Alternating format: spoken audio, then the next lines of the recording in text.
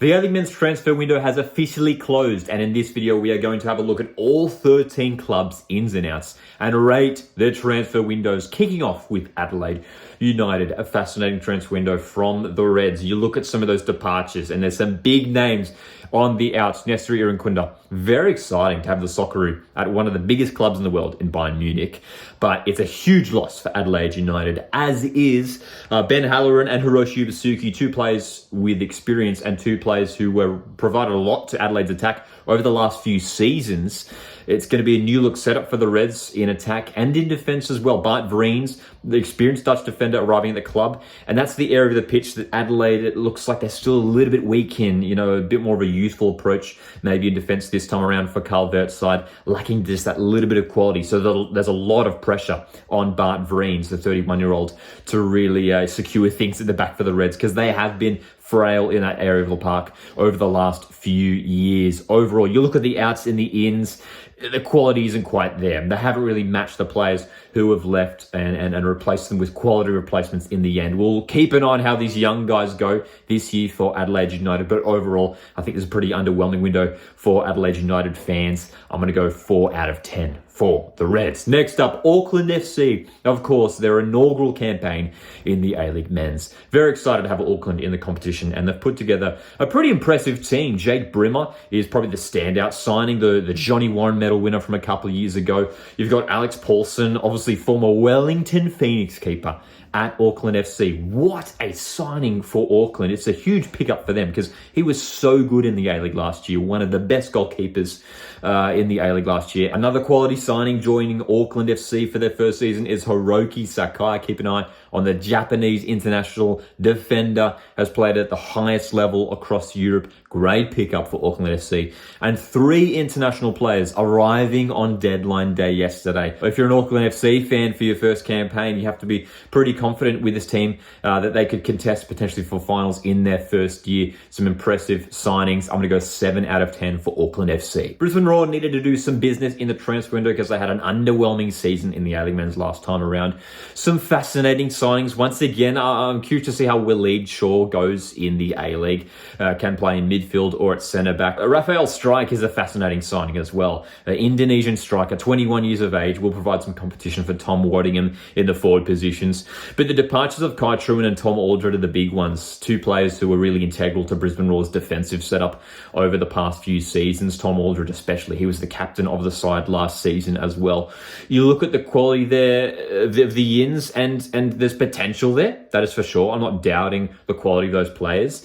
They're just lacking a little bit of that star quality, I feel like, at the moment. Brisbane Roar. We'll see how these new players go. Question marks in terms of whether they can, do the job for Brisbane Roar this season. Is it enough to get them into finals? And there's not enough to say that they will. Pretty average window from Brisbane Roar for me. I'm going to go 5 out of 10. Central Coast Mariners have lost a handful of players from that treble-winning team from last season. We look at the outs. We have to discuss them because Josh Nisbet's probably the biggest one. The Johnny Warren medal winner. He has left the club, the Socceroo, as well as the likes of Dan Hall, Danny Vukovic, Max Ballard, Jacob Farrell. I mean, all these outs were really integral players for the Mariners in the past year. And you look at the ins, and again, there's question marks over these guys in terms of how will they go in the A-League. I am, as a Mariners fan, excited and optimistic about the signings of Alfie McCalmont, Victor Fahau, and obviously Trent Sainsbury. I mean, returning to the club, he won the championship with the side back in 2013. Perfect signing for the Mariners, especially with the departure of Dan Hall, who was so good last season. The centre-back partnership of Sainsbury and Caltech really excites me personally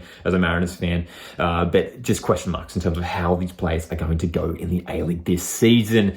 We'll see. It might end up being a fantastic window for the Mariners, but at this moment in time, with those huge departures, you get to say 6 out of 10 to be fair. We'll see how these new signings go for the Mariners. Macarthur FC, a couple fascinating signings from them, especially in deadline day. Harrison Sawyer arriving from South Melbourne looks like a decent signing. Will provide some competition for Valerie Jamin as in the striker position. Luke Bratton is a solid defensive midfielder arriving from Sydney FC. Marin Yakalish has already looked pretty good in the Australia Cup so far for Macarthur FC as well.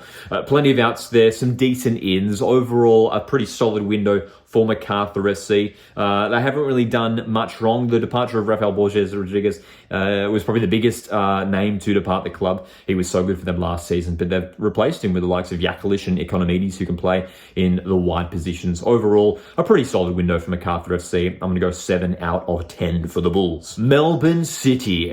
Plenty of talking points for Melbourne City's transfer window. Where do we start? For me, it's the outs. You look at those departures there. Jamie McLaren, the greatest ever goal scorer in A-League history.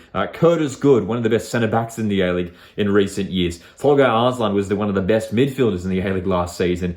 Some huge departures. And have these ins that they've brought in Melbourne City, they're going to help them return to finals this year. You look at Marco Tilio on loan, that's obviously a positive. I am fascinated about the re-signing of Nathaniel Atkinson, who returns to the club after a few years away. He was over in Scotland, the Socceroo, arriving on deadline day. It is a great signing for Melbourne City. Where exactly he's going to line up for City. You've obviously got a good young right back in Callum Talbot. Does he contest with Talbot in that position, or do they play him further up the pitch in a right wing position? We'll keep an eye on that one. The re-signings of Lecky and Aziz Beich, two Socceroos, really key for Melbourne City. Again, similar to sort of Mariners, some question marks over some of these new players arriving at their first year in the A-League. I'm going to go 6 out of 10 for Melbourne City. Just some huge departures for them this window. The rivals Melbourne Victory have a really strong squad heading into this season, and they've maintained a pretty solid spine, and they've added to it as well. Ren Episcopo arriving at the club's a pretty decent signing. We've got Mitch Langerak, who'll be arriving in January. Nikos Vergos, Greek striker, has already scored a few goals in the Australia Cup for them and looks like he's going to be the starting striker for Melbourne Victory this season. Bruno Fornaroli has been on the bench so far in the Australia Cup for the few games that they've played. Jake Brimmer departing the club is a big one though. Damien De Silva was one of the best centre-backs in the league last year. Paul Izzo was obviously one of the best keepers in the league last year as well. So some big departures there, but the ins, I think they've done a good job of replacing those players. Obviously, it'll be good to get Mitch Langerak in January after the season in Japan wraps up. Overall, though, I think it's still a very strong squad for Melbourne Victory. They've brought in some decent signings. I'm going to go 7 out of 10 for Melbourne Victory. Next up, Newcastle Jets. An interesting window for Newcastle Jets. You look at some of those departures there and some big departures with the likes of Brandon O'Neill, Ren Episcopo, and of course Apostolos Stamatolopoulos, who was one of the best strikers in the A-League last season.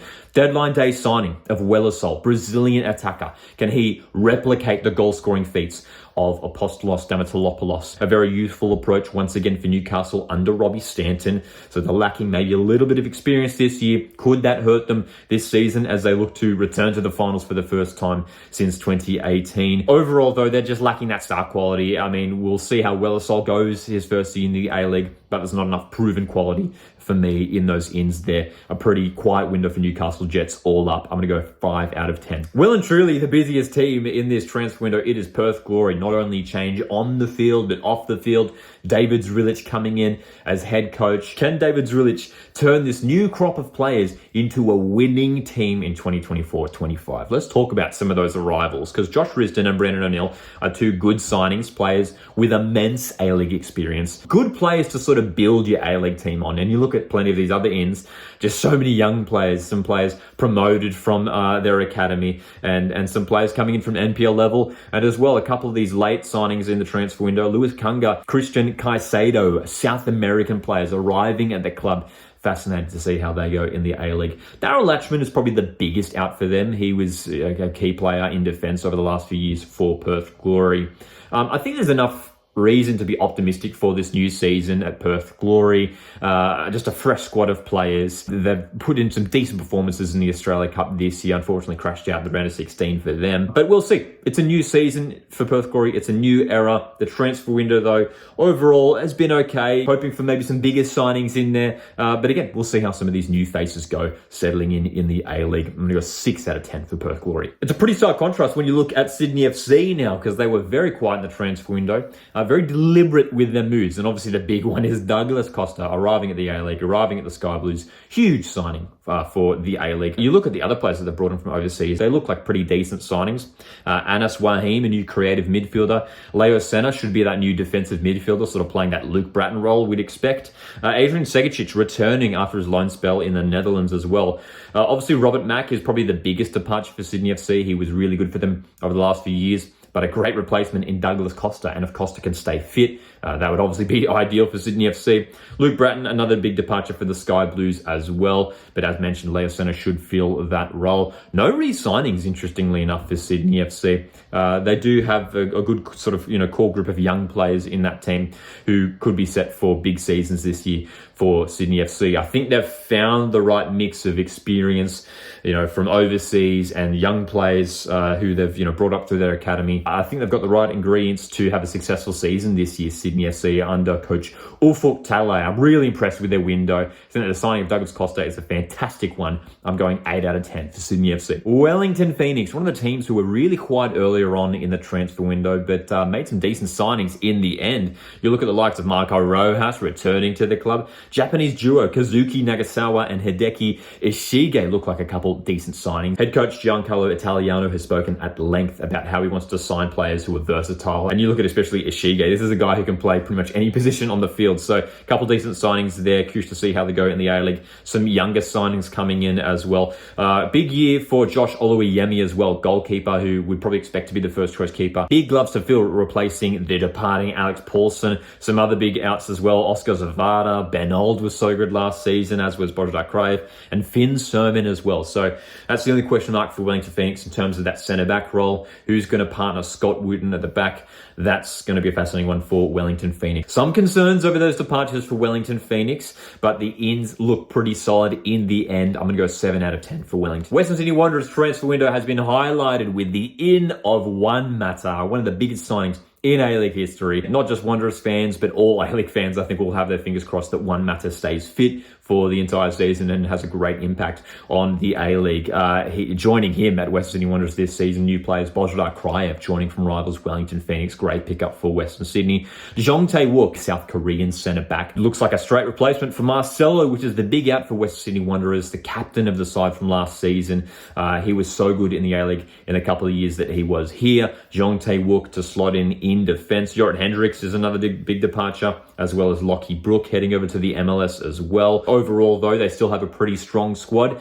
But you look at those outs there's just so many outs compared to the ins. They might have to rely on some of the younger players coming up from the Wanderers Academy. Overall, a solid window, though. We're probably hoping for more ins, Western Sydney Wanderers in the end. I'm going to go 7 out of 10. Last but not least, Western United. The exciting signing for me is Hiroshi Ubusuki. Double digits in the goals for Adelaide last season. Hiroshi Ubusuki at Adelaide United. Great pickup for Western United. Plenty of young players in the ins there, so a much more youthful approach this season for Western United, especially when you look at the outs there. Some older players that they have moved on with the likes of Lustica, Risdon, Rukavica, all departing the side. And they're lacking that experience. They're lacking maybe a bit of that quality. A lot of reliance potentially on Hiroshi Ubusuki to score the goals for them this season. But for me, there's just not enough to suggest that they could push into the top 6 with the squad they have this season. I want these young players to prove me wrong, though. Potentially some breakout seasons for some of these young ins for Western United. Overall, though, you're going to go 5 out of 10, I think, for their transfer window. How do you feel about your club's business in this transfer window? Let me know your thoughts in the comments section, and stay subscribed for more A-League content just like this here on the Coastwatch Football YouTube channel. Thanks so much for tuning in. Hit the like button on the way out. My name's Lockie. This is Coastwatch Football, and I'll see you in the next one.